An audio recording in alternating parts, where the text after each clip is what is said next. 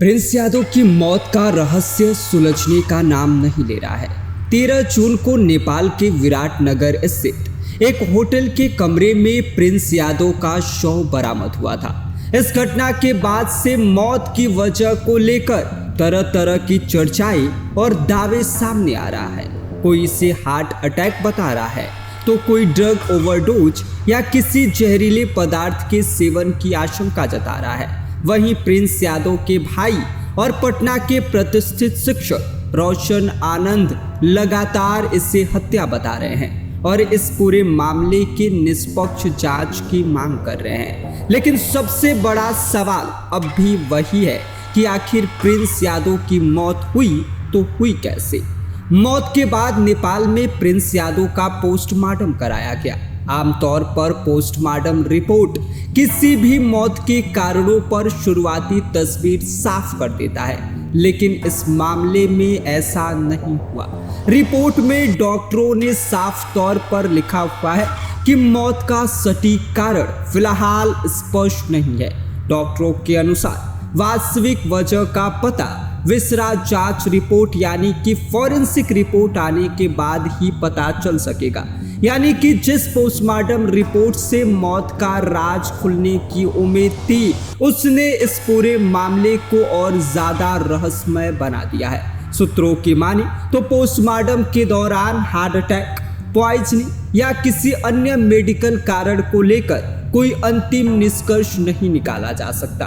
डॉक्टरों ने सिर्फ जरूरी सैंपल सुरक्षित रखे हैं और उन्हें आगे की फॉरेंसिक जांच के लिए भेज दिया है। मौत के बाद सबसे पहले हार्ट अटैक की चर्चा शुरू हुई थी। कुछ लोगों का दावा ये था कि प्रिंस यादव की तबीयत अचानक बिगड़ी थी, लेकिन सवाल ये है कि क्या पोस्टमार्टम में हार्ट अटैक की पुष्टि हुई है? जवाब है नहीं। फॉरेंसिक विशेषज्ञों के अनुसार यदि हार्ट अटैक का संदेह होता तो पोस्टमार्टम के दौरान हृदय की विस्तृत जांच की जाती, धमनियों की स्थिति, ब्लॉकेज और अन्य मेडिकल संकेतों का अध्ययन किया जाता। लेकिन अब तक ऐसी कोई आधिकारिक जानकारी सामने निकल कर नहीं आई है जिसमें डॉक्टरों ने हार्ट अटैक को मौत का कारण माना हो। इसीलिए फिलहाल हार्ट अटैक सिर्फ एक संभावना है, कोई पुष्टि नहीं।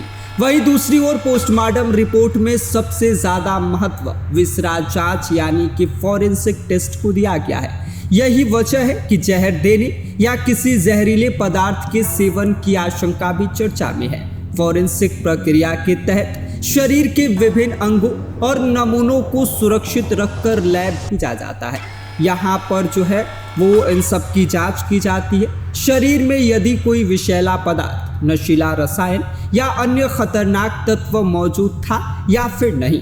प्रिंस यादव के मामले में भी विसरा को नेपाल के फॉरेंसिक लैब में जांच के लिए भेजा गया है। रिपोर्ट आने के बाद ही यह स्पष्ट हो सकेगा कि शरीर में कोई जहरीला पदार्थ था भी या नहीं।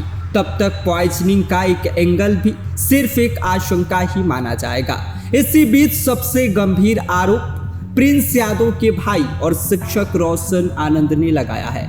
उनका यह कहना है कि यह कोई सामान्य मौत नहीं है, बल्कि एक सुनियोजित हत्या है। रोशन आनंद का दावा यह है कि इस पूरे मामले के पीछे बड़े और प्रभावशाली लोगों की भूमिका हो सकती है, जिनमें से सबसे बड़ा नाम खान सर का है। उन्होंने लगातार निष्पक्ष और गहन जांच की मांग की है। वहीं नेपाल में इस मामले को कवर कर रहे कुछ पत्रकारों और स्थानीय सूत्रों का यह कहना है कि शुरुआती परिस्थितियां कई सवाल खड़े करती हैं। हालांकि अब तक नेपाल पुलिस या किसी भी आधिकारिक जांच एजेंसी ने हत्या की पुष्टि नहीं की है। ऐसे में अब इस पूरे मामले की दिशा और दशा विसरा रिपोर्ट यानी कि फॉरेंसिक रिपोर्ट ही तय करेगी। अगर रिपोर्ट में कोई जहरीला पदार्थ मिलता है तो जांच का रुख पूरी तरीके से बदल सकता है। वहीं यदि कोई मेडिकल कारण सामने आता है तो तस्वीर कुछ और ही होगी। फिलहाल सवाल वही है जिसका जवाब हर कोई जानना चाहता है। प्रिंस यादव की मौत आखिर कैसे हुई?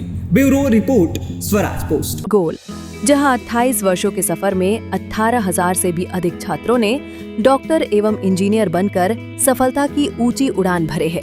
जहां साधारण छात्र भी बिहार एवं झारखंड टॉपर बनकर बड़ा इतिहास बना रहे हैं। दूरदर्शी शिक्षाविद श्री विपिन सिंह के मार्गदर्शन में मेडिकल एवं इंजीनियरिंग के लाखों छात्रों के लिए आशा की किरण के रूप में गोल, द रिजल्ट फैक्ट्री